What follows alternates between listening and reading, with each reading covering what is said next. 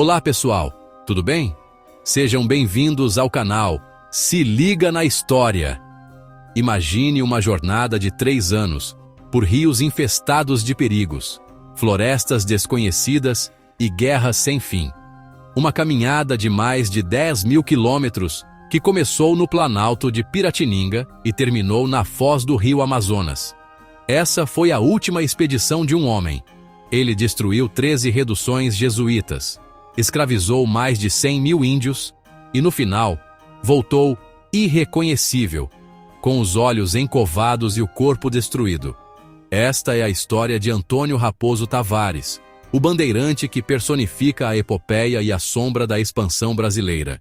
Antônio Raposo Tavares nasceu em 1598, em São Miguel do Pinheiro, no Alentejo português. Mas sua origem esconde um detalhe explosivo para a época. Sua mãe tinha ascendência cristã nova, ou seja, era descendente de judeus convertidos à força. Seu pai, cristão velho, era um homem ligado à nobreza. Em 1618, a família cruzou o Atlântico rumo ao Brasil. Com a morte do pai em 1622, Raposo, aos 24 anos, fixou-se na vila de São Paulo dos Campos de Piratininga. Casou-se com Beatriz, filha do bandeirante Manuel Pires. Aos poucos foi se entranhando naquele universo de sertanistas, mamelucos e índios aliados. Começava aí sua transformação no mais temido bandeirante paulista. Mas um evento em 1618 deve tê-lo marcado profundamente. Sua madrasta, Maria da Costa, também cristã nova, foi presa pela Inquisição sob acusação de praticar o judaísmo. Ela passou 6 anos na prisão. Raposo, que foi criado por ela até os 18 anos, aprendeu cedo o que a igreja era capaz de fazer. Alguns historiadores acreditam que essa ferida explica a violência com que, anos depois, ele atacaria as missões jesuíticas. Não era só por escravos, era também por vingança. Em 1628, Raposo Tavares, já um veterano das entradas e sertanista experiente, participou de sua primeira grande bandeira, oficialmente chefiada por Manuel Preto. Mas foi ele quem tomou a iniciativa, demonstrando a liderança que o tornaria famoso. Com uma força formidável de 100 paulistas e 2.000 índios auxiliares, a expedição rumou para o Guairá. Este era um território de missões jesuítas espanholas, um refúgio onde viviam dezenas de milhares de índios catequizados, vistos pelos bandeirantes como uma vasta reserva de mão de obra a ser capturada. O que aconteceu ali foi uma operação de guerra em larga escala. Em 1629, Raposo destruiu 13 reduções jesuíticas. A mais famosa, a Missão de Jesus Maria, foi arrasada em apenas 6 horas de ataque brutal. O resultado foi devastador. Cerca de 100.000 índios foram aprisionados e forçados a marchar até São Paulo para serem vendidos como escravos. Os padres jesuítas foram expulsos e a influência espanhola na região foi aniquilada. Na prática, Raposo Tavares estava redesenhando o mapa, expandindo as fronteiras do Brasil muito além dos limites do Tratado de Tordesilhas. Suas ações o transformaram em um homem procurado. A coroa espanhola exigia sua cabeça, e até mesmo Portugal emitiu ordens de prisão por liderar bandeiras ilegais. Mas ele não se intimidou. Em 1633, já nomeado ouvidor da capitania de São Vicente, um cargo de autoridade, ele liderou um ataque direto ao colégio dos jesuítas em Barueri. Os padres foram expulsos e as portas da igreja pregadas. Quando a ordem de excomunhão chegou, ele e seus homens simplesmente a ignoraram, rasgando o documento em um ato de desafio supremo. O conflito com a igreja era pessoal, político e declarado. Em 1636, a sede de Raposo por expansão o levou para uma nova expedição, agora rumo ao sul, para a região do Tape, no atual Rio Grande do Sul. Lá, os jesuítas espanhóis, resilientes, haviam recomeçado seu trabalho missionário, estabelecendo novas comunidades que representavam um obstáculo à cobiça portuguesa. Com sua força de 120 paulistas e 1.000 guerreiros indígenas, Raposo atacou as reduções de Jesus Maria, São Cristóbal e Santana.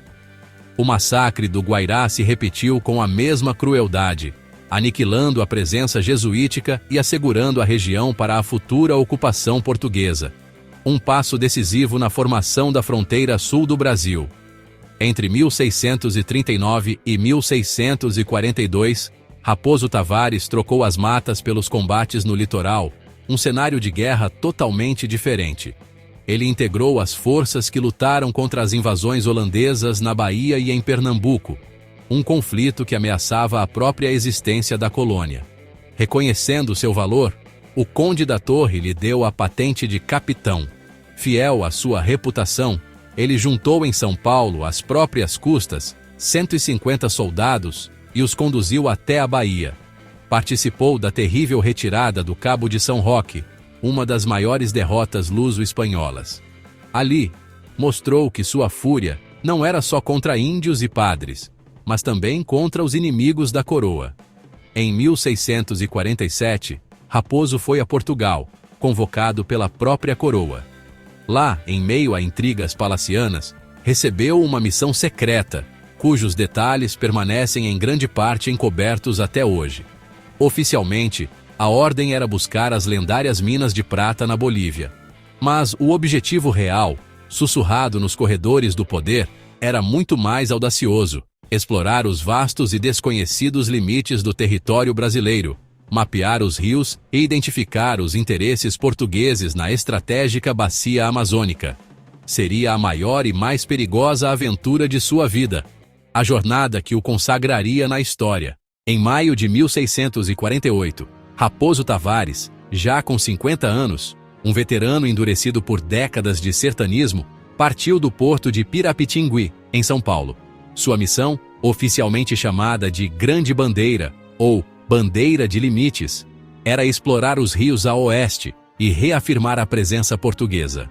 Com ele, iam brancos, mamelucos e mais de 1000 guerreiros indígenas, a força vital da expedição. Desceram o rio Tietê, embrenharam-se no sertão do Mato Grosso. Em 1649, atacaram e destruíram as reduções jesuíticas do Itatim, na atual fronteira com o Paraguai.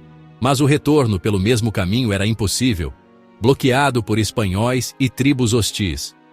Encurralada, a bandeira se dividiu. A companhia de Raposo tomou uma decisão que beirava a loucura. Em vez de recuar, avançaram para o desconhecido. Fizeram o impensável. Subiram o rio Paraguai contra a correnteza até suas nascentes, penetrando territórios que os levariam até os contrafortes dos Andes, nos domínios espanhóis do Peru. Depois, a jornada mudou de natureza. Construíram jangadas e se lançaram numa descida vertiginosa pelos rios Guaporé, Mamoré e Madeira, entrando no coração da Amazônia. A fome, as doenças tropicais e os ataques implacáveis de povos indígenas os dizimaram sem piedade. Em 1651, 3 anos e milhares de quilômetros depois, o que restou da expedição chegou à fortaleza de Gurupá, na foz do rio Amazonas. Era um espectro do exército que partira. Dos mais de 1000 homens, restavam apenas 59 brancos e um punhado de índios. Raposo Tavares estava irreconhecível. O cabelo, antes escuro, agora completamente branco e desgrenhado. Os olhos, encovados e sem vida. Os ombros, vergados pelo peso do fracasso e da sobrevivência. O corpo, um mapa de cicatrizes e sofrimento, destruído pela maior e mais terrível aventura já realizada em território brasileiro. De Belém, os sobreviventes retornaram a São Paulo, onde sua chegada causou espanto. Raposo se recolheu em sua fazenda em Quitaúna, onde hoje é o município de Osasco, um homem quebrado e silencioso. Pouco se sabe de seus últimos anos. A maioria dos historiadores acredita que ele morreu por volta de 1659, aos 60 anos. Seu legado, no entanto, foi monumental. Ao percorrer mais de 10.000 quilômetros, ele e seus homens haviam, sem saber, redesenhado o mapa da América do Sul, dobrando o tamanho do Brasil que os portugueses conheciam e garantindo as fronteiras do futuro país. Raposo Tavares é uma figura controversa. Para uns, foi o herói que expandiu as fronteiras nacionais. Para outros, o vilão que dizimou populações inteiras e destruiu uma forma de organização social. Sua história nos lembra que o Brasil foi construído com sangue, fé e uma determinação inabalável. Seja como for, sua saga de 10.000 quilômetros pela América do Sul é uma das maiores epopeias da história do mundo. E você, o que acha? Raposo Tavares foi um herói ou um vilão? Deixe a sua opinião nos comentários. Esse é um debate super importante para entender nossa história. Se você gostou, não esquece de curtir, se inscrever no canal e ativar o sininho. Compartilhe com os amigos para a gente continuar essa conversa. Apoiar o canal com sua inscrição nos ajuda a trazer cada vez mais conteúdo como esse. Espero que tenha curtido esse conteúdo e te vejo no próximo vídeo. Até a próxima!